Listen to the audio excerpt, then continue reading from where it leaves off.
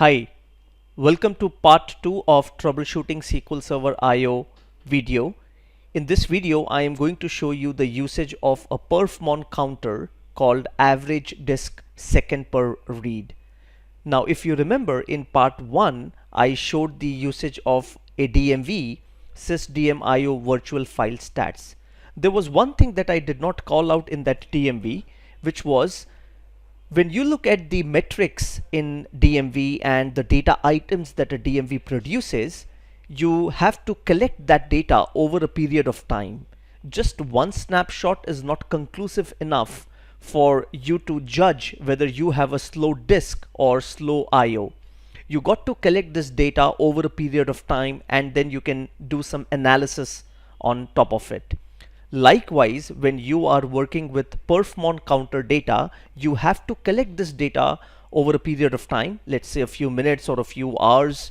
Of course, a few days would be good enough for you to see the pattern, the trend as to how your disks are performing.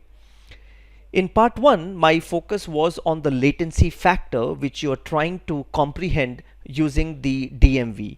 Likewise, this perfmon counter will also show me the latency factor, which is how much time in millisecond does it take for one read operation to complete. This is what I am going to demonstrate to you. There are many other counters, and in perfmon I will show you a list of many of them, but this is very critical. So as usual, let's jump straight to some demos. And I will switch on to the VM. Now I've already done a bit of setup here. I have a large database and I have some workloads that I'm going to run against that database, and I'm going to create multiple clients so that we stress SQL Server and you can see some decent numbers out there.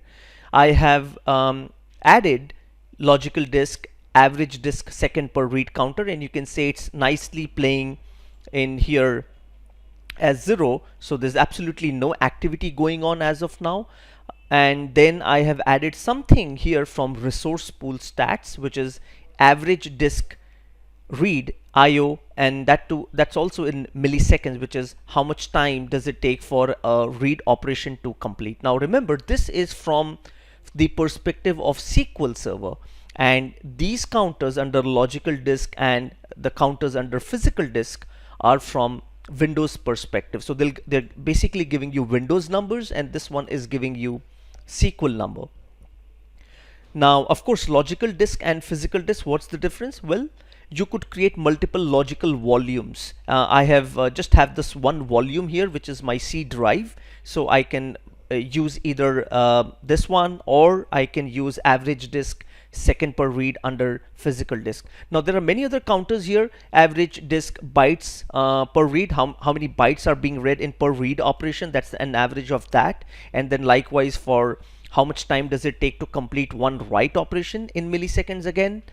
And then a couple of others. But yeah, I want to now just focus on average disk second per read. Remember, for SQL Server, your IO performance, the read operation has to go as fast as possible for better application performance.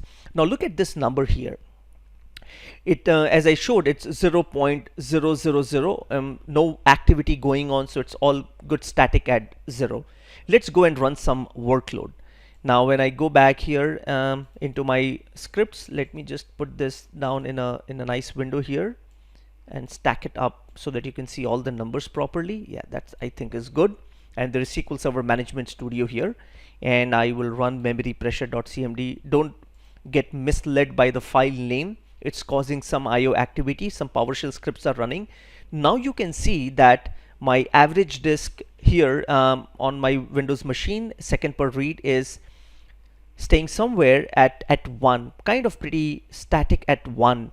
Which is it's kind of taking 1 millisecond to complete one operation. This is not good, because if you go by the typical Microsoft Windows or SQL Server guideline on performance monitor counters, anything less than 8 milliseconds is great, anything less than 15 milliseconds is good, and less than 20 milliseconds is fair. And if it starts to cross over beyond 20, 25, 30, you got to worry and look into how you could tune your IO better.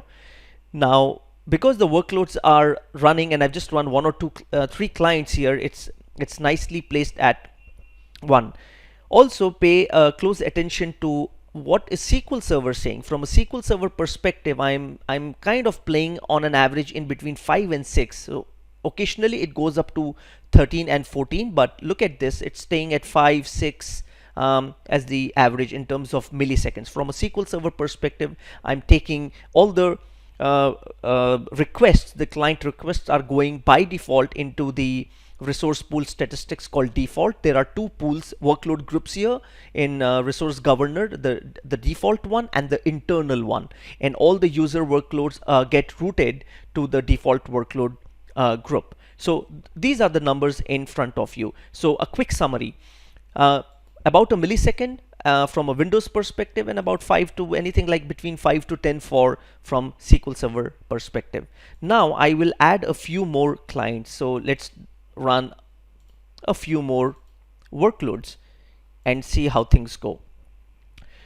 Now when I have multiple clients running, and if I go back to perfmon counter, you will see average disk second per read from Windows is still playing at 1.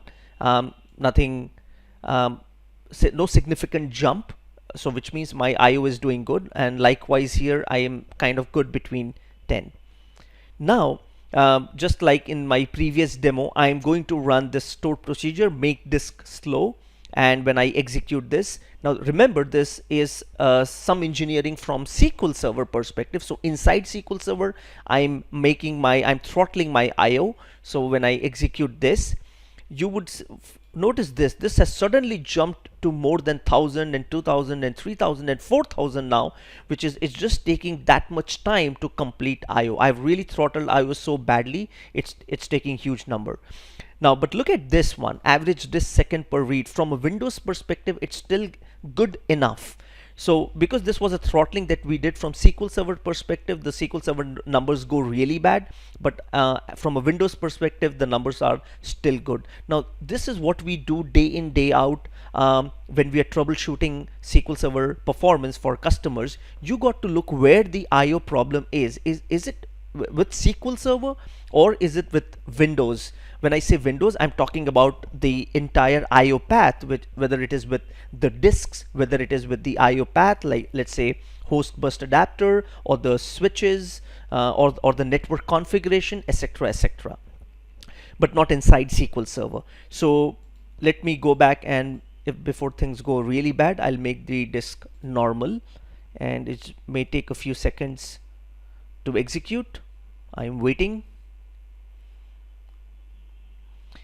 A lot of workloads are running, so the throttling, yeah, done. Commands completed successfully, and now I will see this is going to go back to normal. Now, what do you need to really worry about is why I divided these videos into two parts is, as I said, IO is a big concept, and troubleshooting SQL Server IO can mean a lot of things. You're collecting a lot of data from DMVs, you're collecting a lot of data from resource pool stats from either from DMV or from the perfmon counters, and you're collecting a lot of data here. You got to correlate these data items. One data item is not conclusive enough for you to come to a conclusion that you have a slow IO and you really do not know where the bottleneck is. When you collect multiple data items from different sources over a period of time, then you got to analyze it, which will give you clear indication as to where the bottleneck is or what is the root cause of a performance issue. Now, when I was engineering something here inside SQL Server, you saw these numbers going bad in my resource pool stats, but this number was playing pretty well.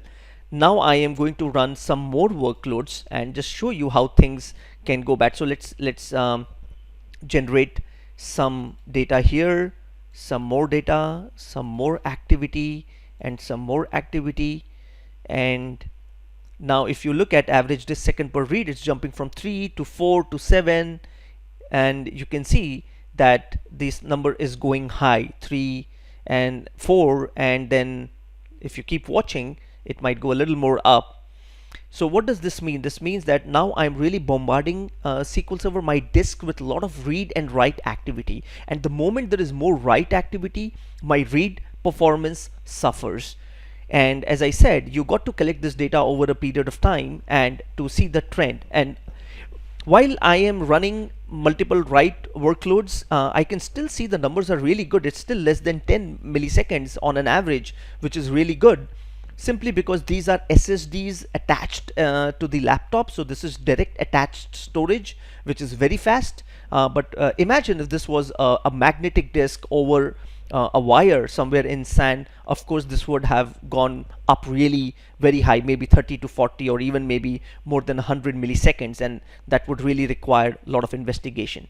So with this quick video, the summary is I want to show you a couple of things. First, there are multiple tools to collect IO performance data, primarily the DMVs, which I showed in part 1, and then you have perfmon counters, which I'm showing you in this video, and you have to collect this data over a period of time, then do your trend analysis and figure out where the root cause of a IO performance issue is. Look at these numbers, average disk second per read. Now these numbers are also very debatable. There's no guide, there's no hard and fast rule that less than 20 milliseconds is always going to be great, or anything beyond 20 milliseconds is superb. There are no such rules. These are just general guidelines. You got to see your vendor, your disks, what are the benchmarks and baselines you get with your disks, and then compare with them. I hope this video was helpful to you. Let's go back to the presentation. With this, thank you very much for your time. I hope this video has taught you something new, and hope it was helpful. Follow me on Twitter, _Bansal, and I will be very happy to see you in my next video. Thank you and have a good day.